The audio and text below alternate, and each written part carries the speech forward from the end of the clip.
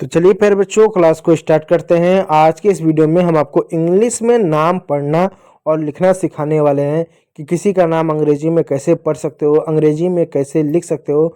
आप जब अक्सर कहीं पर दुकान पर जाते हो, कोई सामान खरीदते हो, तो सामान के ऊपर देखो जो पेपर पर होता है ना, जो प्लास्टिक को, उस पर कुछ नाम लिखा रहता है, तो उसको पढ़ नहीं पाते हो, उसको पढ़ने में हकलाते हो।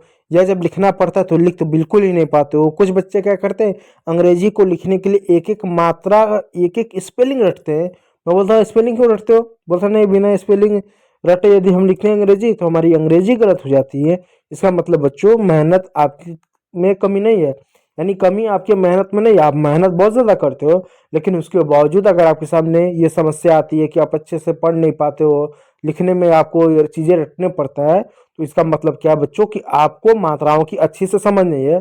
तो मात्राओं के साथ एकदम स्टेप बाय स्टेप आपको अंग्रेजी पढ़ाने वाले हैं। देखिए बच्चों, अंग्रेजी में क्या होता है कि टोटल आपके जो होता है 26 लेटर होता है, 26 अक्षर कह लो, वर्णमाला कह लो, लेटर कह लो, जो कह लो, ये 26 लोग हैं। इनको दो भागों में बांटा गया है।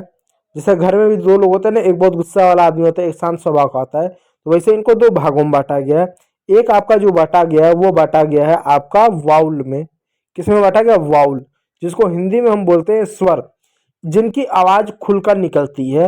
ये केवल 5 होते हैं। कौन कौन से? ए, ई, आई, ओ, यू। ये 5 आपके क्या स्वर होते हैं। इनके बिना कोई भी शब्द नहीं बनता है। यानी अंग्रेजी का आप बहुत छोटा शब्द भी लिखोगे ना, तो इनके बिना शब्द ही नहीं बनेगा। मैं बहुत छोटा शब्द लिखूं, मैं इन लिखूं, मैं ऑन लिखूं, मैं वी लिखूं, मैं यू लिखूं, मैं मी लिखूं, मैं कुछ भी लिखूं, ये 5 लोग आ जा रहे हैं। देखो, इसमें आई आ गया, इसमें ओ आ गया, इसमें ई आ गया, इसमें भी ई आ गया, इसमें ओ यू, यानी 2 मात्रा आ गया। यानी बिना मात्रा के शब्द नहीं बनता। तो चलो हम शब्दों को पहले बनाएंगे और शब्द को पढ़ना सीखेंगे। दूसरा बच्चों आपका आता है कॉन्सोनेंट, जो आपके 21 होते हैं। ए, ई, आई, ओ, यू को छोड़ दें तो ये 5 कॉन्सोनेंट आपके होते हैं। कौन कौन से? चलिए मेरे साथ पढ़िएगा। B, C, D, F, G, H, J, K, L, M, N, P, Q, R, S, T, V, W, X, Y, Z. ये आपके 21 होते हैं। अब इन 21 का क्या काम होता है बच्चों? जब हम शब्द बनाते हैं ना, तो जो मात्रा लगता है, इन्हीं के ऊपर मात्रा लगता है, तो इससे एक शब्द बनता है। ठीक है, तो अंग्रेजी पढ़ते समय इनका जो बच्चों साउंड होता है, क्या होता है? साउंड होता है। तो उनके साउंड को पढ़ते हैं। जैसे एग्जाम्पल तौर पर ये मैं लिखता हूँ एक अक्षर, इसको पढ़ोगे बी, लेकिन इसका जो साउंड होता है बच्चों ब के रूप में होता है। इसलिए कभी भी बी ओ वाई को आप बॉय पढ़ते हो, आप इसको बी को क्या ब पढ़ते हो, देखो बॉय पढ़ते हो, बी ए डबल एल बाल हो जाता है, तो बी को यहाँ पर भी आप ब पढ़ते हो, तो साउंड पढ़ते हैं। ठीक है, तो चलो स्टार्ट करते हैं।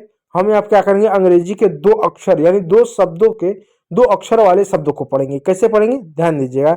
लेकिन उससे पहले मैं आप लोगों के लिए पेन का कलर चेंज कर लूँ ताकि आपको अच्छे से दिखे। देखो, एक मात्रा रहेगा आपका और उसके बाद एक कॉन्स्टेंट रहेगा। शब्द वहीं पर समाप्त अगर हो जाए तो ऐसे में उस मात्रा को क्या पढ़ेंगे? देखो, जब अंग्रेजी में कभी भी ए आए, ए जान दो ना, ए फॉर एप्पल, ठीक, एक के बाद एक कॉन्सोनेंट हो, सी का मतलब होता है कॉन्सोनेंट, और शब्द वहीं पर समाप्त हो जाए तो ए को आप हमेशा ए की मात्रा पढ़ो। क्या? ए, क्या ए की मात्रा पढ़ोगे, और जो कॉन्सोनेंट रहेगा उसका साउंड पढ़ लेना। तो देखो यहाँ पर ए एन है, तो ए को क्या पढ़ेंगे? ए पढ़ेंगे। एन को क्या पढ़ेंगे? नो पढ़ेंगे। अब ये क्या हो जाएगा? ये हो जाएगा एन। अब सवाल है ए को ए क्यों पढ़ा? क्योंकि ए के बाद एक कॉन्स्टेंट है, शब्द समाप्त हो गया, शब्द पूरा हो गया, छोटा ही शब्द था, इसलिए एन पढ़ेंगे। एन मिस होता है एक, एक मिस होता है एक। जैसे आप एक आदमी हो, 20 में हो, तो ए यम, तो ए को ए पढ़ेंगे, एम को क्या पढ़ते हैं? म पढ़ते हैं। एम को क्या पढ़ते हैं? म पढ़ते, हो जाएगा एम। एम मिस होता है मैं। फिर होता है ए एक्स, ए को क्या पढ़ेंगे? ए पढ़ेंगे। एक्स को आधा क और स पढ़ेंगे, एक्स होगा। एक्स मिस होता है कुल्हाड़ी। उसी प्रकार ए और टी है, तो ए को ए पढ़ेंगे, ए पढ़ेंगे, और टी को ट पढ़ेंगे, एट। एट मिस होता है पर। उसी प्रकार इसको पढ़ेगा एज, एज मिस होता है जैसा। कैसे हमने एज पढ़ा? ए यस है तो ए को ए की मात्रा पढ़ा, एस को हमने ज पढ़ा। देखो बच्चों, जो एस होता है उसको स भी पढ़ते हैं और ज भी पढ़ते हैं। ठीक है। अब ये ज क्या होता है, देखो बच्चों, ये होता है ज से जहाज। जब नीचे बिंदी लग जाती है तो उसको पढ़ते हैं ज ज ज। ठीक है। तो एस के दो उच्चारण होते हैं, एक होता है स, जैसे सन हो गया, जैसे स्टार हो गया। तो इन सभी एस को हमने स पढ़ा। लेकिन मैं कुछ ऐसे शब्द लिखूं जैसे ROSE, इसको पढ़ोगे रोज, रोज नहीं रोज। अब देखो, आर का र पढ़ा, ओ का ओ की मात्रा पढ़ा, एस को यहाँ पर ज पढ़ लो, रोज, रोज नहीं रोज। रोज मीन्स होता है गुलाब। उसी प्रकार प्यारे बच्चों देखो, NOSE है, इसको पढ़ोगे नोज, नोज नहीं, ज नहीं ज, नोज। नोज मीन्स होता है नाक। उसी प्रकार एक और शब्द होता है यूज, इसको पढ़ते हो यूज, यूज नहीं यूज, ज नहीं ज और ज दोनों अलग अलग होता है। ठीक है। तो इसलिए यहां पर भी एज, नहीं एज मीन्स होता है जैसा, एड मीन्स होता है विज्ञापन। बाकी इन दो शब्दों को पढ़िएगा, क्या है इनका मतलब यहाँ पर लिखा हुआ है, आप पढ़ने की कोशिश कीजिएगा। ठीक है, बहुत छोटा शब्द है। चलिए अब आते हैं आई के ऊपर। आई को कैसे पढ़ेंगे, जब अंग्रेजी के किसी भी शब्द के शुरुआत में आई हो, आई के बाद कॉन्सोनेंट हो, शब्द समाप्त हो जाए, तो आई को ई की मात्रा पढ़ेंगे। कौन सी ई, छोटी ई। देखो आई है, एन है, आई को ई पढ़ेंगे, एन को न पढ़ेंगे, हो गया इन, इन मीन्स होता है मैं। उसी प्रकार होता है आई और टी, आई को ई पढ़ेंगे, टी को ट पढ़ेंगे, हो गया इट, इट मीन्स होता है यह, निर्जीव वस्तु के लिए इट।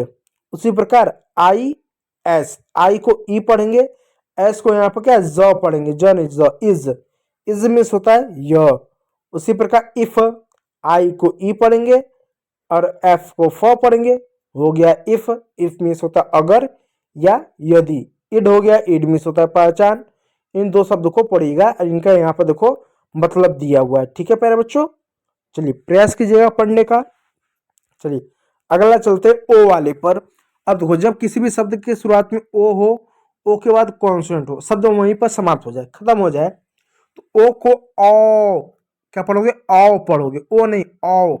देखो ओ यन, ओ को औ कर दो, औ पढ़ो, औ, एन का साउंड न होगा, ऑन, ऑन मीन्स होता है चालू। उसी पर एक और शब्द ओ आर, ओ को क्या पढ़ोगे औ, आर को क्या पढ़ोगे र पढ़ोगे, तो होगा और मीन्स होता है या। उसी पर ओ यक्स है, ओ को क्या पढ़ोगे औ पढ़ोगे, औ, एक्स को क्या पढ़ा आधा क और स पढ़ोगे, होगा ऑक्स, ऑक्स मीन्स होता है बैल। उसी प्रकार देखो FOX होता है फॉक्स, फॉक्स, फॉक्स मीन्स होता है क्या लोमड़ी, फॉक्स। अब देखो और भी शब्दों को देखो, ओ यफ, ओ को क्या पढ़ोगे ओ पढ़ोगे, एफ को क्या फ पढ़ो, ऑफ, ऑफ मीन्स होता है का।